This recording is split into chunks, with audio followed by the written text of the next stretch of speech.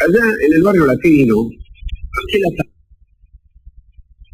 donde algunas veces hemos estado, donde algunas también hemos dejado de dormir, víctimas ya no de un pájaro mañanero, sino de un cierto árabe, del que alguna vez le hablaré.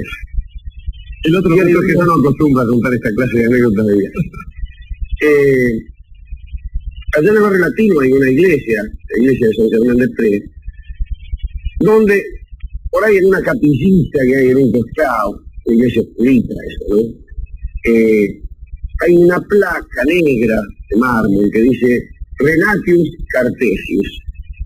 Y ahí está enterrado René Descartes, precisamente su amigo René Descartes.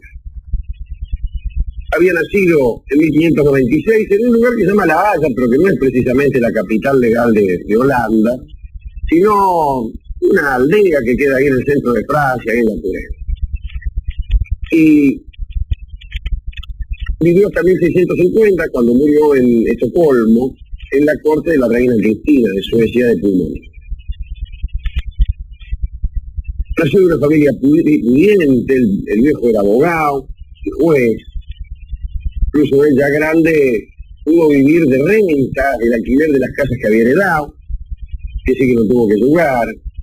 Digo, no tuvo que emplearse en el correo. Parece que de niño era muy preguntón, y su padre le llamaba, esto le gustaría mucho a los biógrafos que escriben estas historias que hay en los cuadernos de clase. El chico hacía muchas preguntas y su padre le llamaba el pequeño filósofo, lo cual le viene perfecto a aquellas personas que creen que los destinos ulteriores deben manifestarse en la niñez, so pena de ser dudosos. Ya, aquel que ya en su niñez genovesa no descubría nuevos territorios, siquiera en pequeña escala, no podrá ser después el gran, no podrá ser el gran Cristóbal Colón. Bueno, el caso es que este niño preguntaba. Lo envían allá a sus 8 o 9 años, 1604, a un nuevo colegio que había en una aldea llamada La Fleche. Este colegio llegó a ser el más famoso de Europa y fue fundado nada menos que por un amigo de este programa, el buen rey Enrique IV. Y allí estuvo 10 años y aprendió muchísimo. Era un colegio bárbaro. Allí enseñaban, desde luego, toda la ciencia de aquel entonces, que estaba basada en los recuerdos o las adaptaciones medievales de Aristóteles, pero también enseñaban la ciencia nueva, los nuevos descubrimientos de las matemáticas y de la astronomía que se estaban moviendo en ese momento. Que muchos le debían a otros amigos ocasionales de este programa, que eran los árabes que habían andado por España. Que habían andado por ahí, sí, inventando el cero y inventando, por ejemplo, el Serapio. Un gran inquietud de los alumnos. Antes de la invención del cero, a los alumnos que, por ejemplo, no entregaban ningún dibujo durante el segundo trimestre, no les ponían nada, lo cual podían ir a su casa diciendo, la profesora se olvidó de calificar. Estuvo allí 10 años aprendiendo de todo. Después, en 2 años en Poitiers, se doctoró en leyes, pero jamás ejerció la profesión de abogado, lo cual ocasionó las burlas de su padre, que no sirve para nada y cosas por el estilo, como suelen hacer los padres de las personas llamadas René Descartes. Allá en 1618 estalla lo que algunos de ustedes conocen como la Guerra de los 30 años, que comienza como una especie de disputa de orden religioso y termina finalmente con una guerra de conquista en territorio alemán, donde participan Suecia y Francia. Bueno, el caso es que don René estuvo allí, tomó parte en algunas batallas, por ejemplo la batalla de la Montaña Blanca cerca de Praga, que fue una batalla decisiva, pero tomó mucho odio a la vida militar. Y una noche en Ulm, una noche de noviembre en Ulm, se acostó a dormir y tuvo una especie de revelación. Siempre había pensado en la necesidad de una ciencia universal en la cual las otras fueran subsidiarias. Ese día tuvo, por falta de un sueño revelador, 3. Primeramente soñó que él estaba lisiado y buscaba refugio en una iglesia. A continuación soñó, seguramente se habrá despertado y vuelto a dormir, no dice mi investigador qué sucedió realmente. Sueña en segundo lugar con una tormenta y después soñó que abría un libro de latín y leía Quid vitae sectabor iter, que quiere decir ¿qué senda de la vida agarraré? O algo así. Y entonces, eligió que esos sueños querían decir, no veo de dónde lo sacó, pero se le puso en la cabeza que esos sueños querían decir que su misión en la vida era precisamente descubrir esa ciencia universal y dominar. Entonces, bueno, empieza a andar por ahí, vive en París, donde adquiere cierta fama de intelectual y de refutador de leyendas, vamos a decirlo, porque era un refutador de leyendas, quizás mejor que el del sentido, pero un refutador de leyendas. Así como en la otra punta, en el otro pináculo, está, si este es el refutador de leyendas por antonomasia, el otro francés es el hombre sensible por antonomasia, que es nuestro más amigo, Blaise Pascal. Blaise Pascal, ¿no? El de las cañas. Claro. Pero este era un refutador de leyendas, el mejor, pero un refutador de leyendas. Pero como París no le convenía porque se distraía mucho, etcétera, etcétera, se va a Holanda, donde vive 20 años, y allí establece una relación con una sirvienta llamada Helen, que le da una hija que muere muy chiquitita, le provoca una gran amargura, y todo eso es que se pone a escribir una obra que se llamó El Mundo. Termina el primer borrador, pero ahí se entera de algo que le ha pasado a otro científico, que era Galileo, que ha sostenido que la Tierra se movía alrededor del Sol, lo cual, entre paréntesis, era lo que creía el propio Cartesio, que allá en las pizzerías holandesas solía decir, aunque ustedes no lo crean, al quinto moscato, aunque ustedes no lo crean, la Tierra se mueve. Se entera de lo que le ha sucedido a Galileo y empieza a escribir la que tal vez es su obra más memorable, El discurso del método. El objeto es establecer una metodología científica que sirviera para convencer a las personas sin demasiada violencia de que las cosas eran comunes. Y allí establece 4 principios que todos los alumnos conocen. Primero, no dar por cierto lo que no parece evidente. Segundo, dividir un problema en tantas partes como sea posible. Buscar primero, dice el tercer punto, las soluciones a los problemas más fáciles y después ir hacia lo complicado. En cuarto término, revisar las conclusiones para ver si no hemos metido la pata. Es un método interesante. Bueno, pero que antes no se seguía. Antes se utilizaban métodos como, por ejemplo, ¿cómo va a ser cierto lo que usted dice si usted anda con la de al lado? Bueno, yo todavía sigo con eso. Yo cuando un profesor viene y me pone y dice, los ángulos interiores de un triángulo suman 180 grados, le digo, no le creo, porque yo a usted lo vi el otro día saliendo de cómo coimeaba a un inspector municipal. De manera que todo lo que saca de su boca debe ser revisado. Es interesante que esto provenga de un abogado, dado que entre las leyes, en el campo de las leyes se había dado la suplantación de la ordalía o el juicio de Dios por la indagatoria. Claro. Una corriente de pensamiento que también nos venía desde aquellos extraños... Y lo decimos ahora, en donde ya esta segunda cosa cartesiana está a punto de ser superada, si es que no lo ha sido ya. Porque esto de estar la naturaleza sujeta a unas leyes inflexibles es algo que viene a descubrirse que no es verdad. Parece que Dios juega los dados. Parece que Dios juega los dados por más que Einstein diga lo contrario. Y parece que hay partículas que al mismo tiempo están y no están en un lugar y se dan paradojas que hacen que el universo sea mucho más interesante. Y hay veces que hay gente que tiene cara de delincuente y efectivamente es un delincuente. Claro.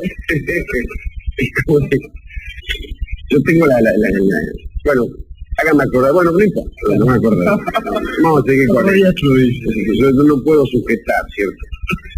Bueno, cuando termina de escribir esto, además lo aplica él a 3 temas, es la óptica, donde, por cierto, hace unas consideraciones muy interesantes acerca de la refracción, todos han visto eso, que mete un palo en el agua y el palo parece que es torcido, qué sé yo. Sobre las matemáticas, donde habla de geometría analítica, y sobre el clima, bien. La iglesia lee esto y no le gusta nada, a pesar de que era católico.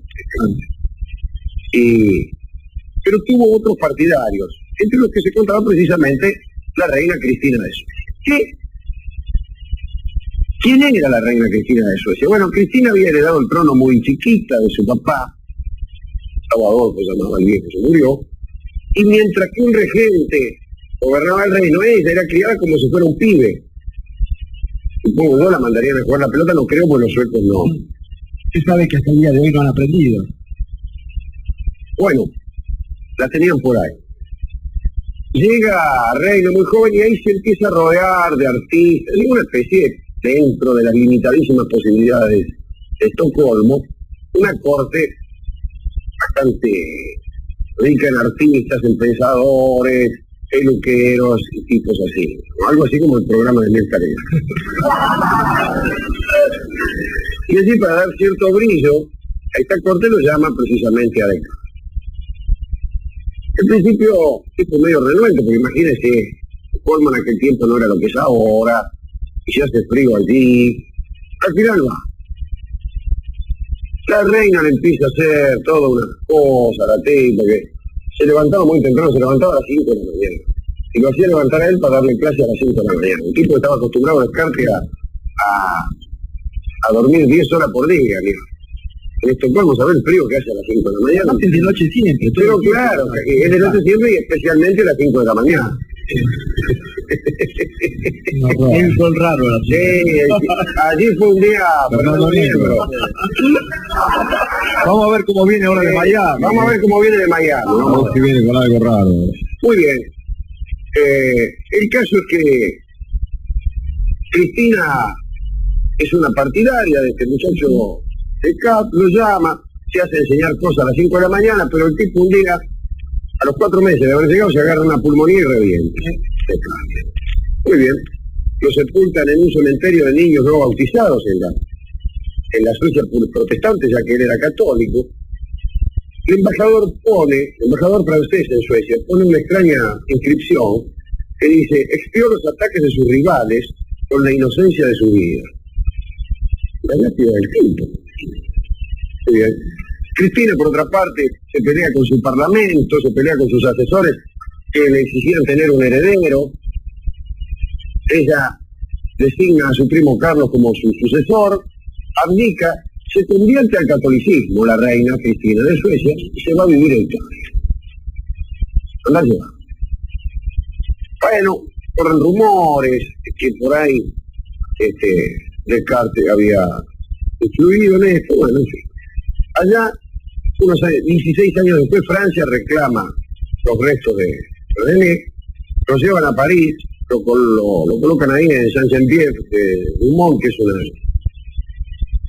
un ataúd de cobre. Después viene la Revolución Francesa, mucho después, se sacan los restos de ahí y lo ponen en un panteón que habían inventado para todos los pensadores, los tipos que habían inventado algo, lo pusieron todos juntos ahí. Después lo vuelven a llevar allá en 1819 a Saint-Germain-des-Prés, y ahí abren el ataúd y se encuentra con que falta el cráneo. Aunque no está el cráneo. ¿Cómo? ¿Y qué sé yo? 100 años después se encuentra el cráneo en Suecia, donde un tipo lo tenía junto con una inscripción que decía, certificaba que ese cráneo lo habían afanado cuando lo exhumaron de aquel cementerio de chicos no bautizados. Hoy en día todavía está separado el cráneo del esqueleto de don René, porque está en el Museo del Hombre. Se va ahí en el Museo del Hombre y hay un cráneo que es el de Descartes, mientras que el resto está en la capillita lateral de la iglesia de San Germain-des-Prés.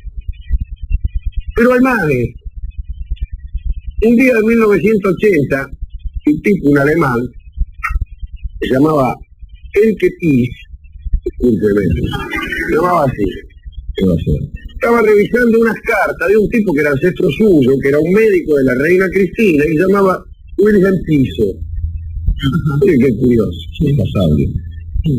Que había vivido justamente en el siglo XVII.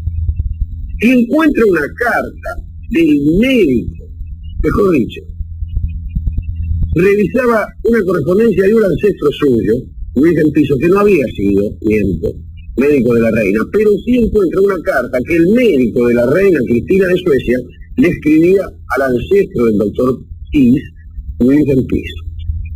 Y este médico de la reina le dice: mire, doctor Piso, quería contar lo que pasó con este señor Descartes. Dice que hubo aquí en Estocolmo, se agarró una pulmonía. Mire usted los síntomas.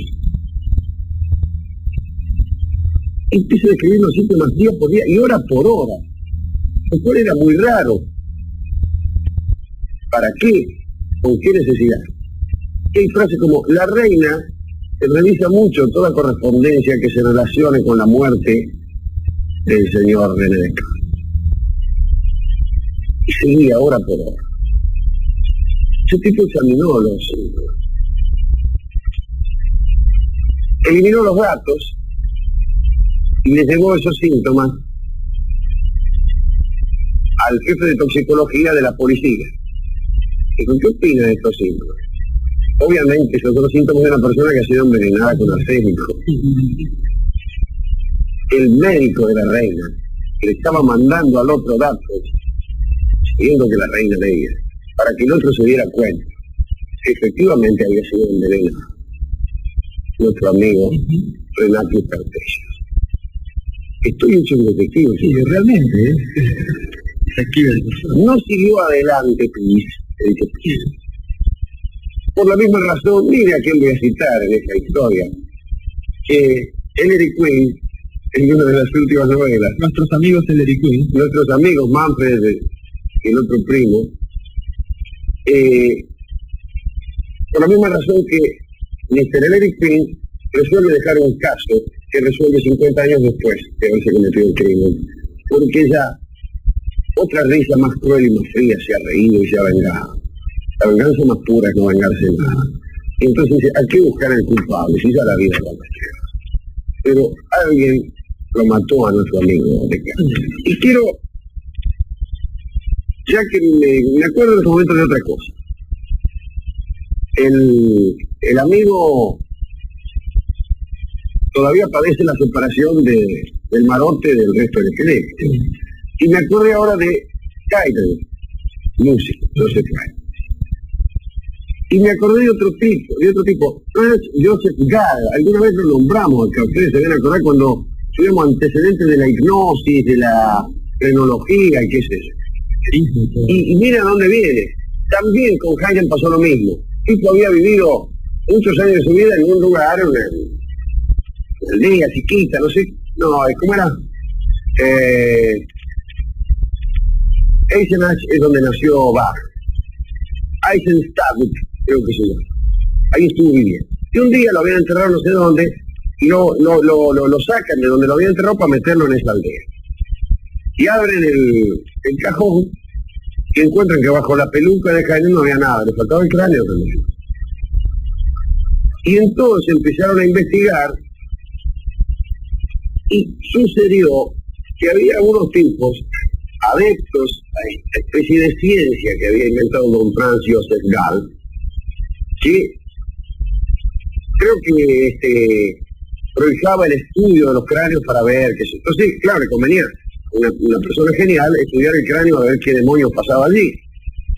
Y parece que se lo habían afanado, como así también muchos otros cadáveres, en aquella época de robo de cadáveres para estudiar cosas valiosas y cosas que no tenían valor ninguno, como sabe cualquiera que haya visto alguna película de terror.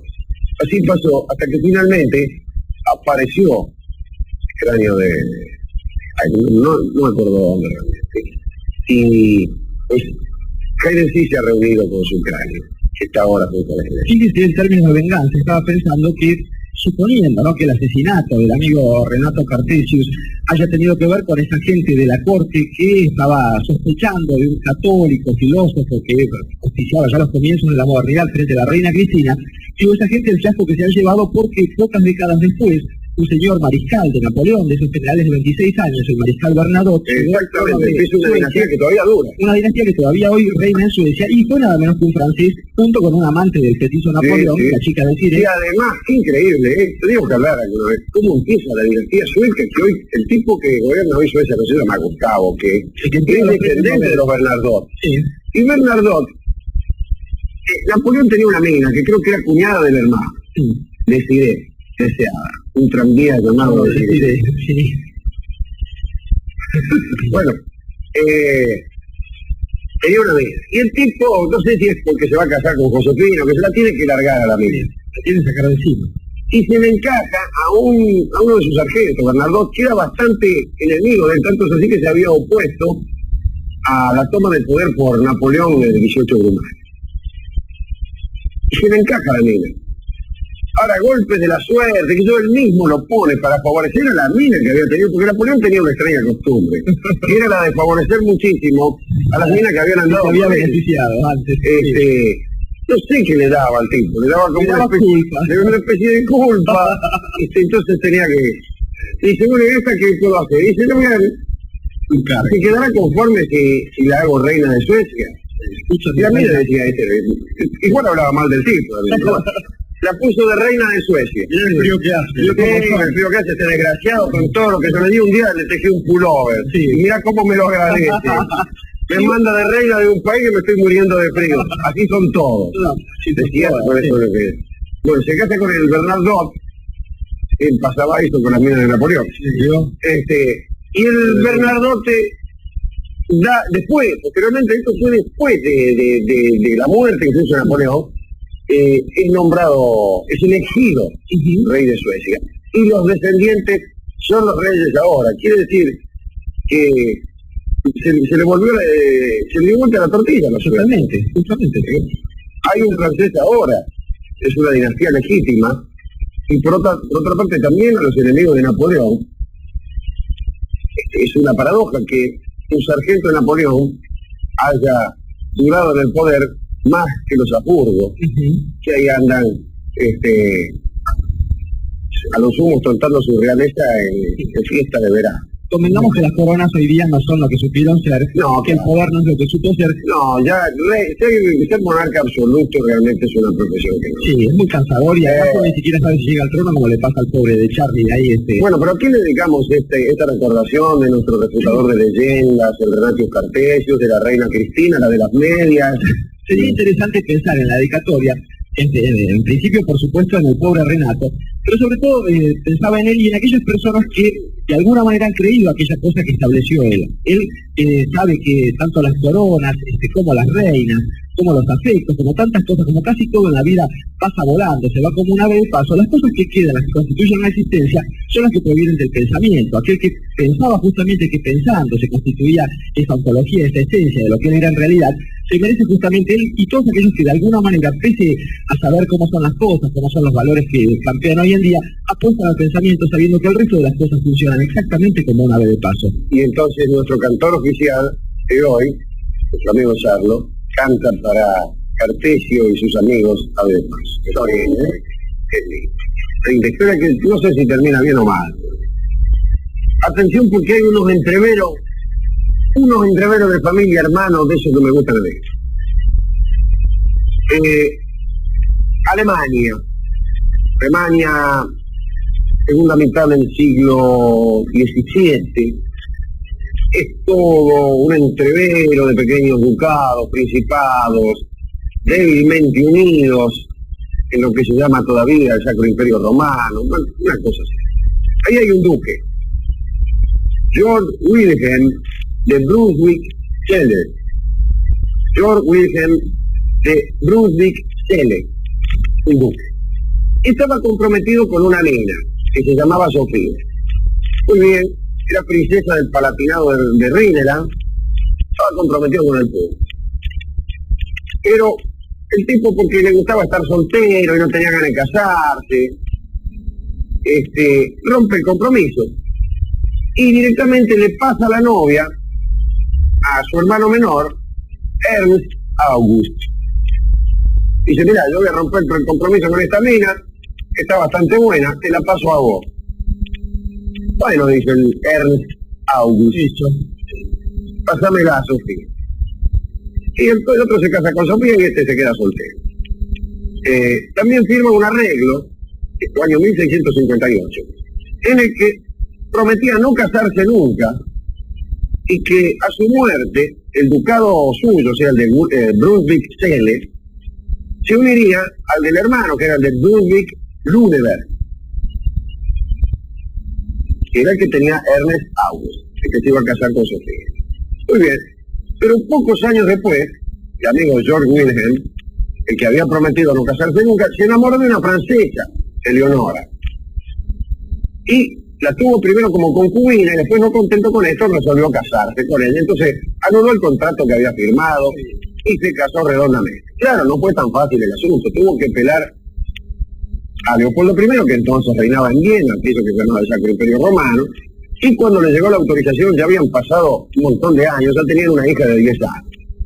Pero bueno, legitimaron esa unión, la hija de 10 años, Sofía Dorotea, pues se legitimó también y quedó como heredera de la corona. Muy bien.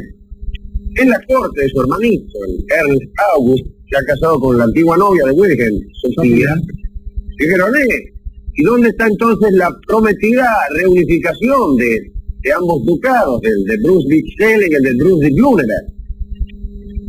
Y solución. ¿Por qué no hacemos una cosa? Yo tengo una hija, le dice el otro, que se llama Sofía Dorotea, y vos tenés un hijo, habían tenido un hijo, Ernst August con Sofía, llamado George Ludwig. Jorge Ludwig. ¿Por qué no lo casamos, dice, al George Ludwig con Sofía Dorotea, con su prima? Entonces justo unimos los dos ducados y seamos felices para siempre. Bueno, dijo el otro. Una época en que estos matrimonios así, por conveniencia, que eso no se hacían. Pero no lo sé. Y efectivamente se casa. Se casa Sofía Dorotea con su primo George Ludwig, que por otra parte era un salame. Se van a vivir a Hannover y la vida para Sofía Dorotea era horrible, horrible, porque el tipo, el George Ludwig, era malo y además tenía un amante, costumbre que había heredado del padre, el Ernst August, que también tenía un amante, la condesa de Platen, que entre paréntesis tenía más cartel en la corte que la propia Sofía Dorotea, y además la odiaba Sofía Dorotea, que iba al amante de su suegro, ¿no? Y la volvía loca. El caso es que el marido de ella, el George, tampoco le hacía mucho caso, realmente dejó de verla por completo, y hasta que un día cae a la corte de Hannover un muchacho muy pintón, 23 años, más o menos la edad de la chica, un conde de Königsmark, se llamaba Philipp, conde de Königsmark. Y claro, las minas se ven, conversan, se conocen en unas fiestas de carnaval. El tipo había venido a ofrecer sus servicios como militar, era un hombre muy apuesto, la mina desatendida por el marido, jorobada por la amante del suegro, la tenían todos en menos, parece un tipo que la escucha, que la entiende, que la atiende. Ella se enamora, no llegan a nada, pero se enamoran. Pero hay un inconveniente. Este Philipp, por cierto, había vivido en Londres, que había tenido deudas de juego, un hombre bastante educado y también bastante mundano. Antes, incluso de encontrarse con Sofía Dorotea, se había encontrado con la propia amante del suegro, o sea, con la condesa de Platen, y la había seducido. Y se dio cuenta que la condesa de Platen era de temer, y que si se daba cuenta de que él andaba un poco detrás de Sofía Dorotea, se iba a armar la podrida. Entonces agarró y se fue. Después se anotó en una campaña militar y se fue. Pero por ahí volvió. Y cuando volvió, no le pareció que la tipa, bueno, que la condesa de Platen ya a lo mejor había perdido interés en él, que ya era tiempo, y entonces le declara su amor a Sofía Dorotea, casada por otra parte con George Ludwig, que no le importaba nada, ya tenía su amante, ni en caso le hacía el amor. Le declara su amor un 1 de julio de 1690. La mina le dice que sí, empiezan un romance, pero las cosas no iban a ser fáciles porque la condesa de Platen se entera, ella todavía sentía una gran pasión por el conde de Königsmark, Philipp, el fronterizo, que eso es lo que viene a significar Königsmark. Exactamente, marca en el sentido de frontera y König de reino. Y los hace vigilar. Y estos se dan cuenta que la condesa está intrigando y que no está vigilando. Se escriben cartas, pero la condesa rompe los sellos de las cartas. Y la cosa se pone muy difícil. 4 años dura este penar. El conde de Königsmark no tenía demasiado dinero como para organizar nada. hasta que finalmente ofrece sus servicios de militar al elector de Sajonia, creo que era, consigue unos mangos, le arreglan partir el día 2 de julio de 1694, al día siguiente de su 4º aniversario como amantes. Arreglan una huida, habían pensado que a la mañana del 2 de julio iba a venir una carroza con Philip y se iban a ir de allí para allá. Pero el día anterior, justamente el día de su 4º aniversario, Philip recibe una nota de Sofía Dorotea, diciendo: venía a verme. La nota no tenía la letra de Sofía Dorotea. El tipo va igual. Sofía Dorotea no había escrito ni mandado la carta. Pero igual lo recibió, por sorpresa. Pero bueno, de todos modos iban a partir al otro día. Estuvieron ahí un rato. El príncipe se fue, el conde se fue. Philip dijo: ahora vengo, ya mañana, en un ratito, vengo ya con la carroza y nos iremos a vivir una nueva vida. Nunca más se volvió a saber de él. No lo vieron más. Ni volvió esa mañana, ni al día siguiente, ni nadie lo vio nunca más. Bueno, la chica Sofía Dorotea, inmediatamente, pero primero y después fue a ver al concejal de ahí, le dio un cargo que se llama concejal privado de la corte, y le pidió que investigara la desaparición de este hombre. Por otra parte, la noticia de la desaparición primero conturbó a la corte de Hannover, pero después se extendió y alarmó también a todas las otras cortes de los pequeños principados y estados que le encajaba la Alemania de entonces. Y hubo un cierto escándalo, e incluso en la corte del hermano de Ernest August, casado con Sofía, digo, del hermano del suegro de Dorotea, bien digo, había mucha alarma, mucho escándalo, y no querían menear el asunto, principalmente porque la mujer de Ernest August, aquella Sofía de la que hablamos, era nieta de Jaime I, era el rey de Inglaterra, y ella podía llegar a estorbar hasta en la corte inglesa, y no querían mucho frío. Entonces acusaron a unas brujas que había ahí de haberlo hecho desaparecer, y que nunca se supo de él. Pero finalmente se investigó y parece que la responsable fue efectivamente la condesa de Platense, que le mandó la carta al conde y que mandó a 4 tipos a que lo esperaran al regreso a su casa, el conde Philip. Lo provocaron, tal vez no quisieran matarlo, pero parece que lo mataron y tiraron el cadáver al río. Y ahora le voy a contar lo que pasó. ¿Cuándo se enteraron de todo este asunto? Agarraron a esta chica, Sofía Dorotea. Se divorció 6 meses después de su marido, el George Ludwig. La recluyeron en un castillo, el castillo de Adelheid, y le impidieron recibir otra visita que no fuera la de su madre. Y allí la tuvieron hasta su muerte, ocurrida 32 años. Eso lo hicieron, Sofía Dorotea. De su amante ella nunca supo más nada, ni nadie supo más nada, porque evidentemente lo habían matado. Pero ella ni siquiera se enteró de que lo habían matado, no supo nunca lo que le pasó. Al que le fue mucho mejor fue a George Ludwig, su marido. Se separó de ella y sucedió que un día, en 1714, se murió Jaime I de Inglaterra.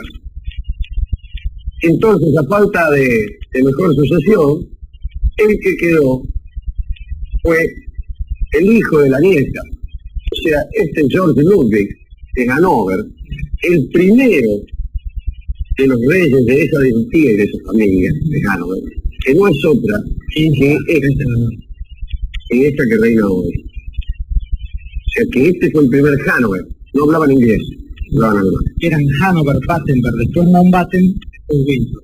Son los apellidos que se han cambiado para tratar de simular ser ingleses. Así es, pero no, nunca lo han sido, son alemanes. Y esto explica casi todo. Esto explica casi todo. Linda historia, ¿eh? Bueno, linda historia. Fue Jorge I, Jorge I de Inglaterra. ¿Y a quién le podemos dedicar esta historia de amor? la historia de la pobre Sofía Dorotea, del pobre Philippe, el conde de Königsmarck. Es ciertamente complicado porque cada vez que nos cruzamos con una dinastía británica, como argentinos de pro que somos, se nos hace cuesta arriba este asunto de dedicar estas cuestiones. Creo que sería menester entonces, pensando sobre todo en lo que han sufrido algunas mujeres que se han visto sometidas a las idas y venidas de la corte inglesa, pienso en María Estuardo, por ejemplo, pienso después en Ana Bolena, pienso en la gente que ha tenido que circular en torno del trono, pienso también en los otros que sufrían paralelamente, como Oscar Wilde. Quiero decir, gente que por algún tipo de locura se dedicaba primero al amor y después no tenía más remedio que la muerte. Entonces, para esa sucesión de formas de locas de amor, este guantecito que lleva precisamente ese título, loca de amor.